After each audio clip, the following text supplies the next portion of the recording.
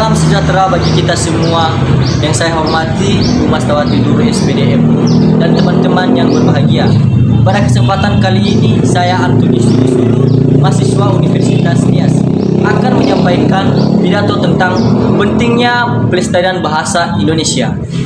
Kalau boleh saya kutip definisi bahasa Indonesia dari Kamus Besar Bahasa Indonesia, edisi yang ketiga oleh Pusat Bahasa dan Penerbitan oleh Balai Pustaka. Di sana menyatakan bahwa bahasa merupakan lambang bunyi yang digunakan oleh suatu masyarakat untuk bekerja sama, berinteraksi, dan mengidentifikasi diri. Dari kutipan tersebut ada hal yang menarik yang perlu kita garis bawahi, yaitu bahasa merupakan identitas diri. Begitu pula dengan bahasa Indonesia yang tentunya menjadi identitas setiap bangsa Indonesia. Hal ini juga berarti bahwa bahasa merupakan cerminan dan sikap dari seseorang dalam berinteraksi identitas diri.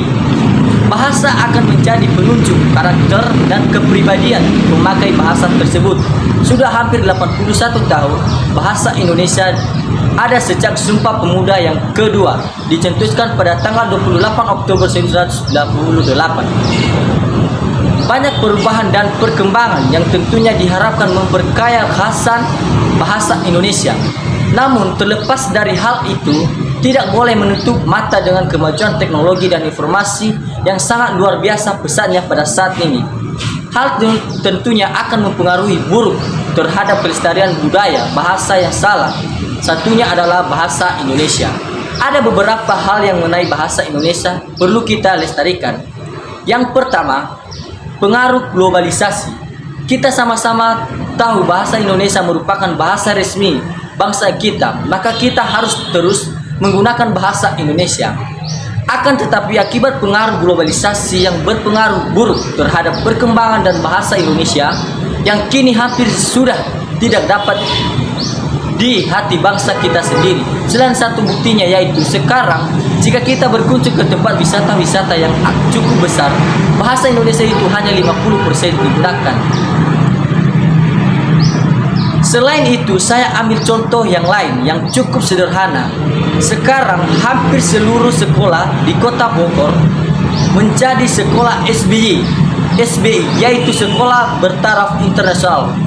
Cenderung lebih mengutamakan kemahiran berbahasa Inggris daripada bahasa Indonesia. Yang mereka gunakan sudah baik atau sopan sesuai dengan aturannya. Memang bahasa Inggris sudah menjadi bahasa internasional. Ya, jika kita tidak menguasai, kita akan kesulitan bersosialisasi dengan masyarakat dunia atau internasional. Tetapi haruskah bahasa yang kita cintai bersama ini tergantikan fungsinya atau kedudukannya dengan bahasa asing? Tidak adakah cara yang lebih bijak supaya bahasa Indonesia ini tidak akan terlupakan atau tidak akan hilang dengan generasi-generasi baru ini? Yang kedua, rendahnya minat kita para generasi-generasi baru ini dalam melestarikan atau menggunakan bahasa Indonesia. Kita lebih cenderung menggunakan bahasa gaul atau bahasa Inggris dalam berbahasa Indonesia. Nah, dari percakapan sederhana itu seperti saja kita menjawab kabar yang baik harus dengan bahasa Inggris. Apa susahnya jika kita menjawab dengan bahasa Indonesia?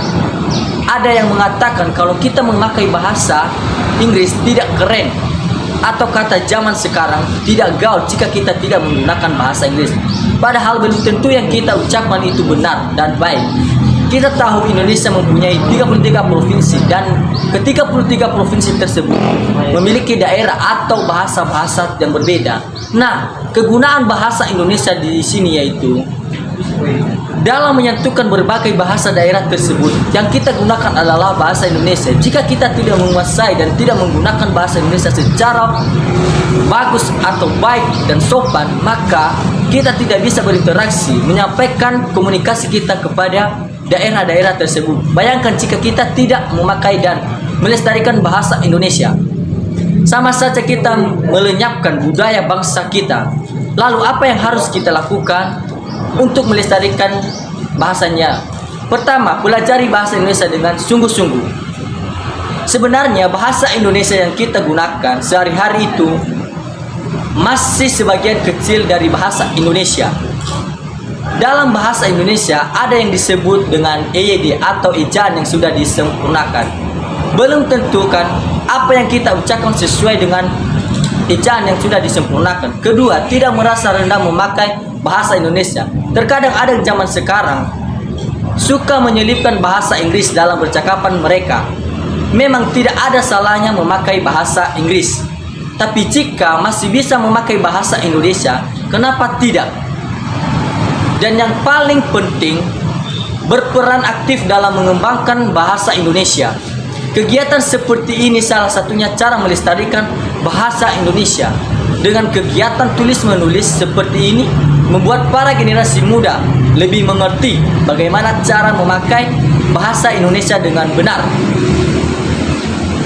Oleh karena itu, saya harap kegiatan seperti ini akan terus dilaksanakan, tetapi di tempat-tempat yang lain juga, agar dapat menciptakan generasi yang cinta bahasa Indonesia. Sekian dari saya, mohon maaf bila ada kata dan perilaku yang kurang berkenan di hati. Salam dari saya, hidup mahasiswa merdeka.